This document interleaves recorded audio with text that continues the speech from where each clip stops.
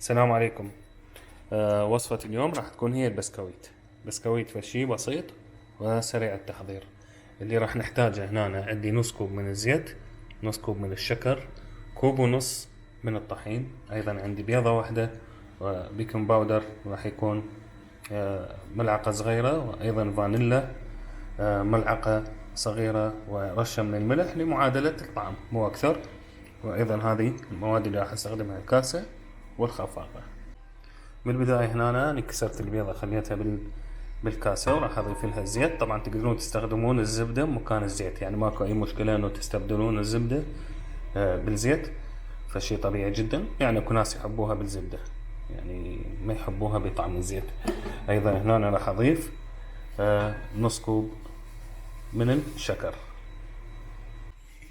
هاي هسه هنا أنا راح أخلط كل المواد السوية، طبعا البيض والزيت والسكر. طبعا بعد ما خلطت المواد تقريبا شوية بدا يذوب الشكر، نزلت الفانيلا وراح استمر مرة ثانية بالخلط لحد ما تذوب الفانيلا ويا كل المكونات.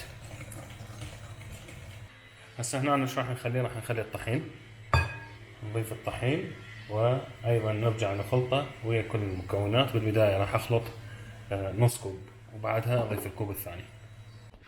بعد ما ضفت النص الاول من الطحين، هسه راح اضيف باقي الكمية. اوكي، ونخلط مرة ثانية. هسه هنا أنا بعد ما خلطت لازم يعني اعجن بايدي، فضفت البيكنج باودر وضفت الملح، وراح استمر بالعجن بهذه الطريقة لحد ما يعني تصير عندي عجينة ناعمة ومتماسكة. فتستمرون بهذه الطريقة تعجنوها زين لحد ما تكون عندكم العجينة متماسكة وناعمة وتكون جاهزة للشوي. طبعا بالمناسبة من اقول عجن، مو عجن مثل عجينة الخبز، مجرد بس تلمون يعني مكونات الجافة تتجانس كلها، يعني معناها صارت العجينة جاهزة للشوي وتشكيلها. طبعا هسه العجينة صارت بهذا الشكل، هذا القوام المطلوب حتى تكون عندكم ناجحة. هسه نروح للتشكيل. التشكيل راح تكون عندكم بعدة خيارات، يعني اي طريقة تشكيل ما راح تضر. اللي عنده قالب واللي ما عنده قالب راح يقدر يسوي نقشة تمام. هسه مثلا انا راح اشكلها بهذا الحجم، يبقى الحجم انتم حسب رغبتكم يعني شلون تريدوا. فراح اخليها هنا وابدي اشكل باقي يعني العجينة بنفس الترتيب. تريدون اكبر اصغر ماكو اي مشكلة.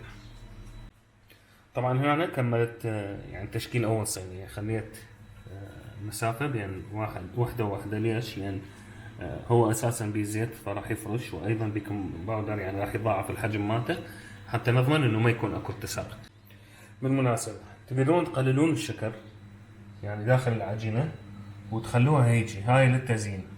يعني انا ما زينتهن كلهن، يعني هاي هيك تزين وتنحط بالصينية. بس انصحكم انه تقللون كمية الشكر داخل العجينة وزينوها بالشكر، لان اذا الشكر هنا بنفس هاي الكمية وزينوها بالشكر بالوجه فراح تطلع كلش حلوة يعني. زين، وهاي الصغيرة ما اعرف راح تصير اما من اوسكار لو اوليفر. طبعا هاي بالنسبة اذا حبيتوا تزينوها شغلة بسيطة جدا بهذا الشكل. اي قالب اي نقشة، وتريدون تعوفوه بدون نقشة هماتين يهم جيد. باعوا شغلة كلش سهلة. طبعا هسه دخلتها للفرن، راح تكون الحرارة من جوا فقط على درجة حرارة 180 لمدة من 15 إلى 20 دقيقة بالزايد يعني، وتكون مستوية. وهذا هو الشكل النهائي للوصفة. مثل ما تشوفون هاي بالشكر إذا ظاهرة عندكم، وهاي البقية بدون شكر. طبعا راح يكون التزيين حسب الرغبة مثل ما قلنا لكم. أيضا أكو شغلة ثانية راح أقدر أسوي لكم هذه الوصفات بنكهات مختلفة مثل بالكاكاو أو بالليمون، البرتقال، الفراولة، أي نكهة ممكن انتم تسووها. وانا راح اسوي لكم الوصفه وانزلها وانتم غيروا النكهات اللي تريدوها. طبعا ويا الشاي تطلع فشي محترم. فاتمنى ان شاء الله يا رب تعجبكم الوصفه وتطبقوها بالف صحه وعافيه. اذا عجبتكم الوصفه لا تنسون لايك وشير للفيديو حتى يوصل لاكبر عدد من الناس، وايضا متابعه على الصفحه حتى تشجعوني على الاستمرار. كنت وياكم سيف من صفحتي وصفات سيف، مع الف سلامه. بالمناسبه اكو بعض الملاحظات حتى تطلع عندكم ناجحه ومضبوطه 100%. بالبدايه راح يكون الخبز مالتها 10 دقائق بالفرن، او حسب درجة حرارة الفرن مالتكم، او حسب نوعية الفرن العفو. ف10 دقائق هي راح تكون كافية. من تكون يعني محمرة الاطراف من جوا تطفى النار، وبعدها تشغلون النار الفوق لحد ما تحصلون على اللون اللي انتم تريدوه. قبل لا تطلعوها من الفرن تفتحون باب الفرن لمدة 10 دقائق حتى تبقى مقرمشة ويكون القوام مالتها مضبوط 100%.